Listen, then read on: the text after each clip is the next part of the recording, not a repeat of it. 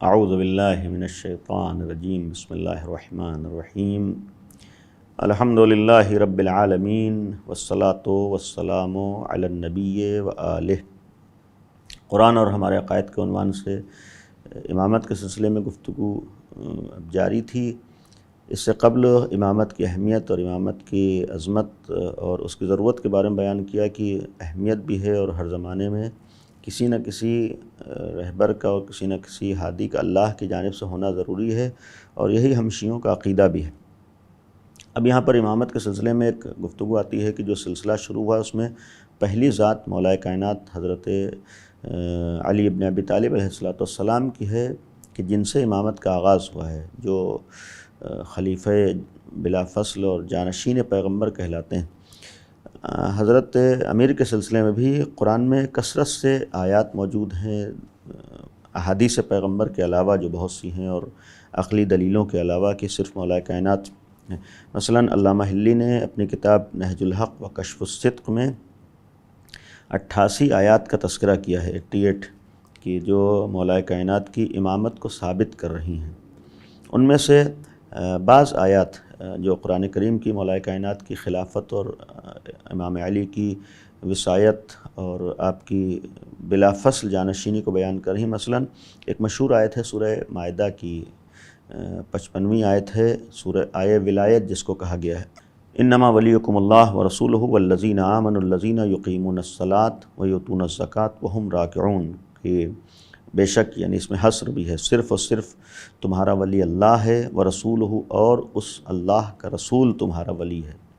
والذین آمنوا اور وہ لوگ ولی ہیں، الذین یقیمون الصلاۃ جو ایمان لائے، اور الذین یقیمون الصلاۃ جو نماز کو قائم کرتے ہیں، ویؤتون الزکاۃ وہم راکعون اور حالت رکوع میں زکوٰۃ دیتے ہیں۔ اس آیت کے سلسلے میں بھی متفق علیہ ہے، یعنی جو ثابت ہے کہ اللہ کی اولاً ولایت کا اور حاکمیت کا اعلان ہے، حکم ہے، اور پھر پیغمبر کی، اور پھر تیسری ذات گرامی جو مصداق کے اعتبار سے اور شان نزول کے اعتبار سے مولا کائنات حضرت علی علیہ السلام ہیں۔ یعنی جب امام علی علیہ السلام نے حالت رکوع میں زکوٰۃ دی ہے تب یہ آیت نازل ہوئی ہے۔ تو گویا اس شان نزول کے اعتبار سے بھی صریحی اور واضح طور پر اعلان ہے کہ ولایت اور ولی اللہ ہے اور رسول ہے اور امام علی ہیں۔ اور تیسری طرف یہاں پر یہ بحث نہیں ہو سکتی کہ یہاں مولا سے مراد کیا ہے۔ ایک اعتبار سے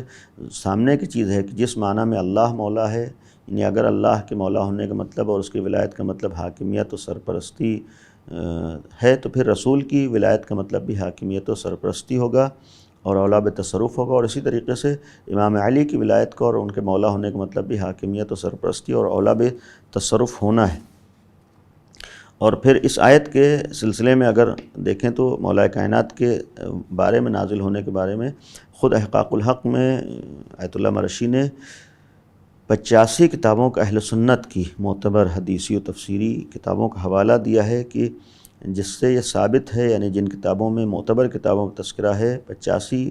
کہ یہ آیت امام علی کی شان میں نازل ہوئی جب آپ نے حالت رکوع میں زکوٰۃ دی تھی۔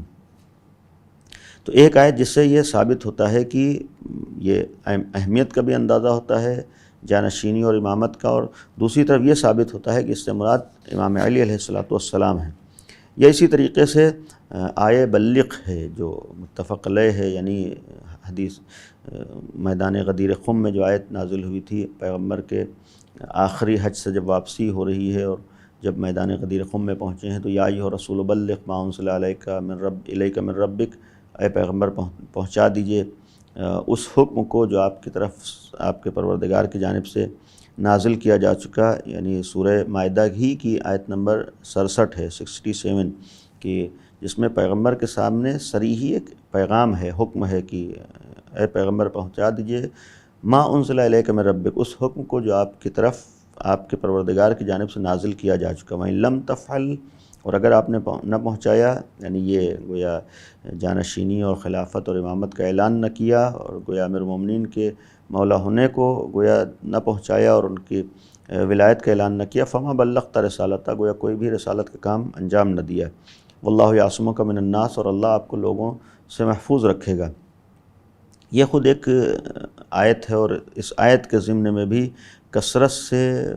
روایات موجود ہیں کہ یہ غدیر میں نازل ہوئی، اور اس آیت کے نازل ہونے کے بعد حکم خدا پر عمل کرتے ہوئے پیغمبر نے اپنے بات کے لیے امام علی کی خلافت اور جانشینی کا اعلان کیا ہے۔ یعنی یہ بھی ثابت ہے اور یہ متفق علیہ گویا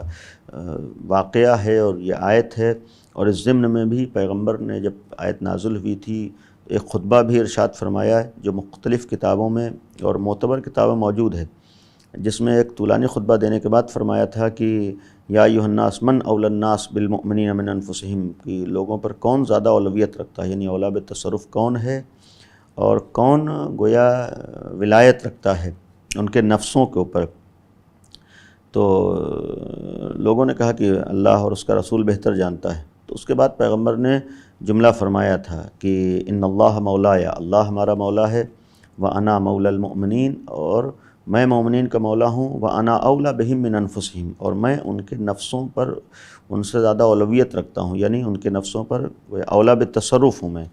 اور فمن کنت مولاه فعلی المولا، بس میں جس کا مولا ہوں اس کے یہ علی مولا ہیں۔ یہ گویا خود یہ جملہ یعنی یہ عبارت پیغمبر کے دہن مبارک سے، زبان مبارک سے اس بات کی دلیل ہے کہ یہاں پر خود امام علی کی وضاحت اور صراحت کے ساتھ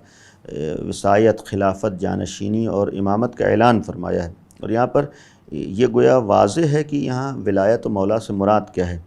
پیغمبر نے جس طریقے سے فرمایا کہ اللہ مولا ہے، یعنی اللہ جس طریقے سے اولا بالتصرف ہے، حاکم ہے، رہبر ہے، اسی طریقے سے میں بھی اولا بالتصرف ہوں، حاکم ہوں، رہبر ہوں۔ اسی طریقے سے علی بن ابی طالب بھی حاکم و رہبر اور اولا بالتصرف ہیں۔ اور پھر اس کی تکمیل اس دعا کے ذریعے سے کی تھی، اللہم والی من والا، خدا اسے دوست رکھ جو علی کو دوست رکھے، وعاد من عادا، اور اس سے دشمن رکھ جو علی کو دشمن رکھے، واحب من احبہ، اور اس سے محبت کر جو علی سے محبت کرے، وابغض من ابغضہ، جو علی سے بغض رکھے اس سے تو بھی بغض رکھ، وانصر من نصرہ، اور اس کی مدد کر جو علی کی مدد کرے، واخذل من خذلہ، اسے تو بھی چھوڑ دے جو علی کو چھوڑ دے، وادر الحق معه حیث دار، ادھر حق کو موڑ دے جدھر علی مڑے۔ یہ ایک گویا روایت ہے، معتبر ہے، متفق علیہ ہے۔ اور اس سلسلے میں اگر ہم غور کریں تو بہت سے معتبر اہل سنت نے بھی ان چیزوں کو اور ان واقعات کو اور ان الفاظ کو اور ان حدیث کو، بالخصوص یہ حدیث غدیر اور آیہ بلغ کے ذیل میں روایات کو نقل کیا ہے۔ مثلا ان میں ابو جعفر محمد ابن جریر طبری ہیں جن کی گویا وفات 310 ہجری میں ہوئی ہے، یا ابو العباس احمد ابن احمد بن سعید حمدانی ہیں 333 ہجری، یا ابو بکر محمد ابن عمر ابن محمد ابن سالم تمیمی بغدادی متوفہ 355 ہجری، یا اسی طریقے سے کہ دوسرے افراد ہیں جن کے لیے اگر ہمیں تفصیل میں دیکھنا ہو کتابوں کے حوالے اور ان کتابوں کی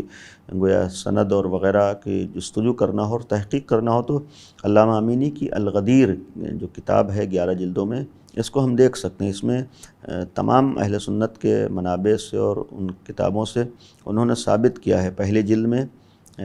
اس حدیث کے سلسلے میں بھی گفتگو ہے کہ یہ آیت پیغمبر کے اوپر جب نازل ہوئی تو پیغمبر نے ان الفاظ کے معمولی سے اختلاف کے ساتھ کی ان الفاظ کے ذریعے سے مولا کائنات امام علی کی ولایت اور وصایت اور جانشینی و خلافت کا اعلان فرمایا ہے۔ اور جن لوگوں نے اگر ہم دیکھیں نقل کیا ہے اس حدیث کو، حدیث غدیر کو، ان میں سے الغدیر ہی کے مطابق 110 اصحاب ہیں، یعنی اصحاب پیغمبر نے جو اب تک پہنچ سکے، یعنی جن کی کتابیں میں تذکرہ ملا، اور اسی طریقے سے 84 تابعین یعنی اصحاب کے بعد جو نمبر آتا ہے ان لوگوں نے نقل کیا ہے، اور 56 دوسری صدی کے علماء اور مفکرین اور دانشور افراد نے، اور اسی طریقے سے 92 تیسری صدی کے افراد نے اس حدیث کو نقل کیا ہے، 43 افراد ہیں جو چوتھی صدی کے ہیں، 24 افراد ہیں جو 5ویں صدی کے ہیں، یا اسی طریقے سے 20 افراد ہیں جو 6ٹھی صدی کے ہیں جنہوں نے اس حدیث کو نقل کیا ہے علماء اہل سنت میں معتبر، اور 19 افراد ہیں 8ویں صدی کے،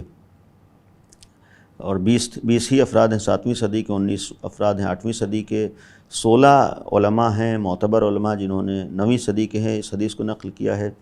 14 افراد ہیں 10ویں صدی کے، 12 افراد ہیں 11ویں صدی کے،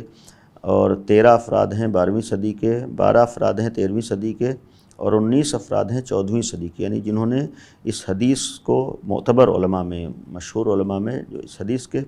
بیان کرنے والے، خود اس سے معلوم ہوتا ہے کہ کس حد تک یہ حدیث معتبر ہے، اور یہ حدیث گویا اعلان کر رہی ہے، چونکہ اس میں بہت سے ایسے الفاظ بھی ہیں جو اہمیت کو بھی بتا رہی ہے اور معنی کو واضح کرے۔ مثلا پیغمبر کا یہی سوال کرنا کہ الست اولیٰ بکم من انفسکم، کہ کیا میں تمہارے نفسوں پر مولا ہوں یا نہیں ہوں، اس سے خود مراد ہے کہ یہاں پر اولیٰ تصرف ہے اور حاکمیت ہے۔ اور جب لوگوں نے کہا کہ ہاں آپ مولا ہیں، تب فرمایا کہ من کنت مولا ہو فہذا علی المولا، تو اس سے ایک واضح ہوا۔ دوسری چیز یہ ہے کہ اس کے بعد کی دعا اللہم والی من والا وعاد من عادہ، اس سے معلوم ہے کہ یہاں پر حاکمیت ہے اور وصایت ہے اور خلافت جانشینی ہے۔